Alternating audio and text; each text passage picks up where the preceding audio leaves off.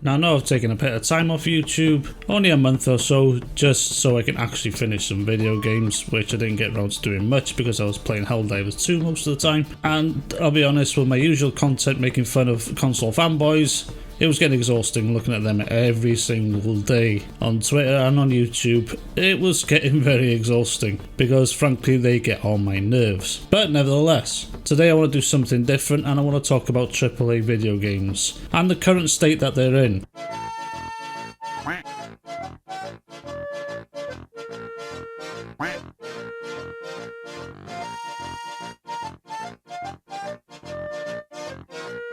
Work my butt off to become Hokage! And it got me thinking, hold on, let's go and check out some older games, which is something I've been doing recently. I've been playing Dragon's Dogma 1 and I've been having a great time with it, especially now Dragon's Dogma 2 is coming around. I've never played the original, so I thought, let's give it a try.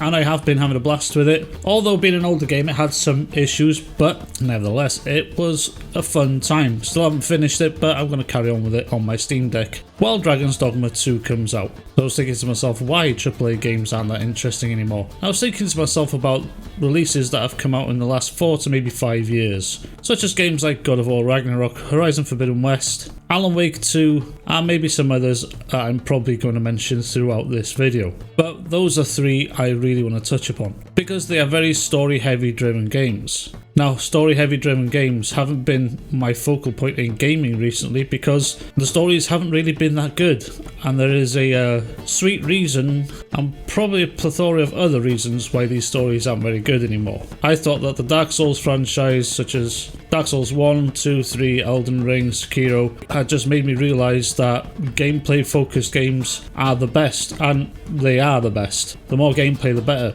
because that's what video games are meant to be. More gameplay than story. But the Dark Souls games made me realise that searching for the story and coming to your own conclusions is probably the best way. So recently I was wondering, well, what happened with storytelling in video games? Why are they so bad now? Or why don't I have any interest in them? So I went further back in time. I've been revisiting Metal Gear Solid 1 recently.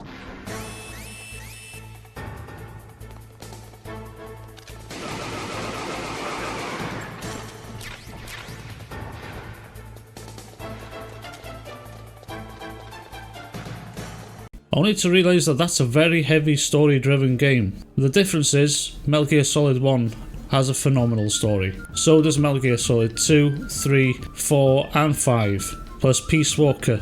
The Metal Gear Solid series is phenomenal in storytelling. Hideo Kojima has a weird way of telling stories and I love it. Then I go on to Death Stranding, which is literally a walking simulator, but the game has a lot of mechanics to play with if you care to seek them out. At first when I played Death Stranding, I wasn't very impressed with it, but when I kept playing and realised what the story had to offer, the storytelling is actual genius in it, and that's Hideo Kojima again. Where these new games such as God of War Ragnarok, which was a little bit of a disappointment to me, overall I enjoyed the game, but halfway through there was a section where I thought the game was going to change for the better and it did not. Only in the story department. And let's talk about that for a second, so spoiler warning for God of War Ragnarok here. So about the halfway mark in the game, Atreus goes to Asgard against Kratos' will. Kratos is very angry about this and all he does is punch a wall.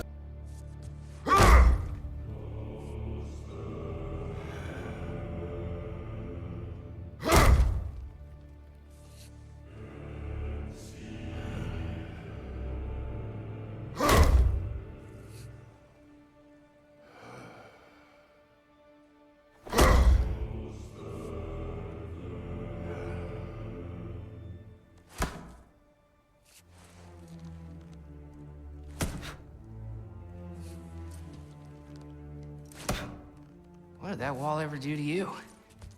At that moment where he was punching the wall, I was hoping he was just going to lose his shit. Somehow, in some impossible, weird, fictional reason, he was going to reclaim his old powers and just tear everything in front of him that tries to stop him to bits. They will fall as well. The death of Olympus means the death of us all. Then prepare for your death, Poseidon.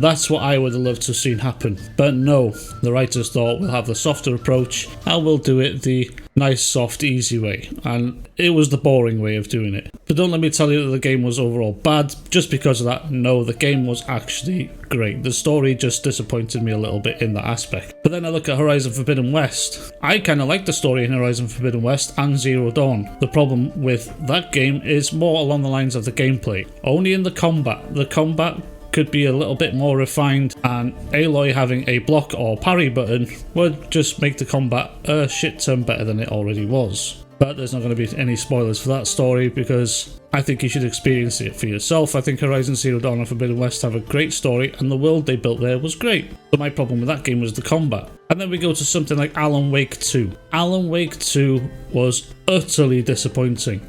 In the graphics department, Alan Wake 2 has very little competition. Alan Wake 2 had amazing graphics. Especially running it on RTX 4080, it looked stunning. The problem with Alan Wake 2 was the story wasn't very good. The writers thought they were clever, but it wasn't that great. But, to be fair, I could not finish the game. And I will tell you why. Because the gameplay was utter trash. The characters are unbelievably stiff to control. I am a man that has a bad back and sometimes struggle through my day-to-day life, and I can move faster than these fucking characters can in this ridiculous game. In Alan Wake 2, there's something what I'd like to call artificial difficulty.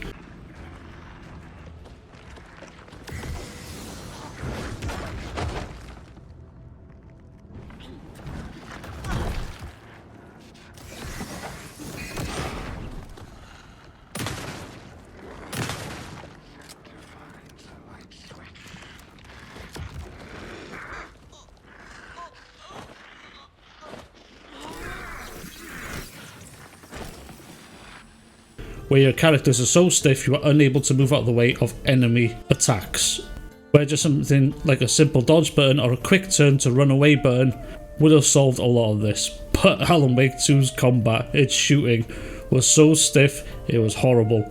It is the only game ever in my life that I've put on easy mode just to try and get through it because it was fucking horrible to play. I would not recommend that game to anyone. Unless you just wanted a visual spectacle, but in all fairness, that visual spectacle is not worth the absolutely disgusting gameplay in that game. These are only some examples of modern AAA gaming that are bad. Are they all bad? There are some that have come out, such as Forspoken. I was not going to even touch that one. I've seen the trailer and I've seen the dialogue. I've even made a video about it. No thank you, I'm not going to play that. And that has a sweet problem also. I don't know if it was just the writing in that game. The gameplay could have been good for all I know, but the writing was so bad I wasn't going to touch it. Spider-Man 2, another one.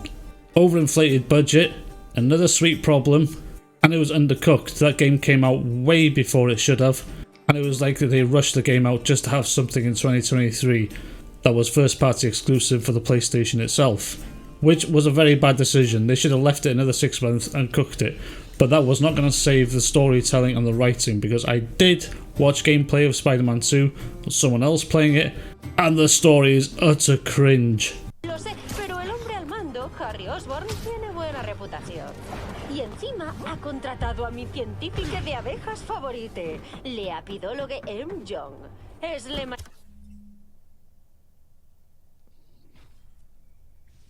mayor experta en el desorden de colapso de colonias. Nope. Turn that shit up. So basically, is this like a continuation of Western cultures appropriating the Spanish language and the Spanish culture to incorporate non-gender conforming language on behalf of all Americans that are not mentally ill? I would like to apologize to the Spanish community. We don't want this either. We think it's just as ridiculous as you do. And in fact, we're even more embarrassed because it's our people doing it. Having your language changed by a developer that is not even from your fucking country, to change it in order to make it inclusive to Western values, it's unironically cultural appropriation. It's insane. something I would not be able to get through myself. I am glad I kept my £70 in my pocket and didn't bother buying that game. It doesn't even compare to Spider-Man 2018. So where do I go from here? I stick to AA games such as Arrowhead's Helldivers 2. Helldivers 2 I've had so much fun with. It's an online co-op multiplayer game, and me and my friends have played an unbelievable amount of hours in this game. I've clocked in over 100 hours easy, and that says a lot. That's a AA studio. Last year, 2023 alone, Lies of P. Lies of P came out and absolutely decimated most other things that came out last year, and it's my favourite Souls-like to date. There was another Souls-like called Lords of the Fallen that came out last year. It was a reboot of the original one, and that one fell flat after the last half. I really did not enjoy Lords of the Fallen after the last half of the game. I might need to do another playthrough, but Jesus Christ, they got the Souls formula wrong. They had really good ideas, but everything else was just horrible in that game. And then we have buggy, broken messes of games from the AAA industry. Stuff like Jedi Survivor, a game that I really want to play. Everybody says it's great, but I'm not going to give EA my money while the game is still broken. I hear that the performance is better on PC these days, but still not great. And the performance on console is a little bit better, but at launch it was fucking horrible. And going back to Lies of P, just to compare the two games, Jedi Survivor and Lies of P were made in Unreal Engine 4. Lies of P was pegged at 230 FPS on my system, and I rarely seen it dip under that number. And everybody else that played Jedi Survivor was struggling to get 70 FPS out of a 4090. And that's coming from a AAA gaming studio like EA and Respawn Entertainment. But as Lies of P are a AA studio with a very limited budget compared to EA, can manage to make a game in the same engine run perfectly on all systems. And another AA game that came out this year that had really bad storytelling but phenomenal gameplay was Prince of Persia: The Lost Crown. Prince of Persia: The Lost Crown was a bit overpriced in my opinion, and Ubisoft have not bought anything good out in a long time. Prince of Persia: The Lost Crown, the gameplay was absolutely phenomenal. The storytelling was not great, the characters were not very compelling or nothing like that, but the gameplay and the world they created and the way to get around that world was actually fun to play. I could have skipped every single cutscene in that and not cared a single bit about the story because the gameplay was that good. So where is the balance that these AAA games going forward need to get to? In my opinion, I think they need to focus more on gameplay and less on story. Let's go back to Spider-Man 2 when they just have these bombastic moments with heavy cutscenes, cinematic. We don't need that in video games. But good storytelling is welcome. I'll go back again to Metal Gear Solid, where the storytelling was amazing. The gameplay in Metal Gear Solid doesn't hold up today, but I still enjoyed my time playing it even in 2024. And around the same time, there was games like Legacy of Kain: Soul Reaver.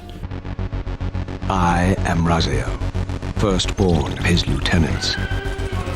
I stood with Kain and my brethren at the dawn of the Empire. I have served him a millennium. Where the gameplay wasn't very good at all, but the world they built and the storytelling in the whole series, the whole Legacy of Kain series was absolutely phenomenal. And that carried a lot of the games, but the gameplay in the second one and the third one got a lot better, plus Blood Omen 1 and 2 as well. So AAA games in the future need to find the right balance of good storytelling and good gameplay. But overall, I think gameplay is the number one thing they should prioritise, and good storytelling should be something that comes secondary, but not forgotten about also, because we all like a good story.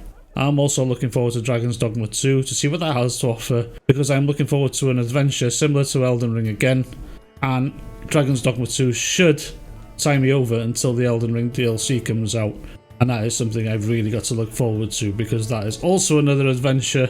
And hopefully the Elden Ring DLC ties up the overall world and story that Miyazaki and George R.R. Martin has built. Now let me know what you think in the comments below, what AAA gaming really needs now.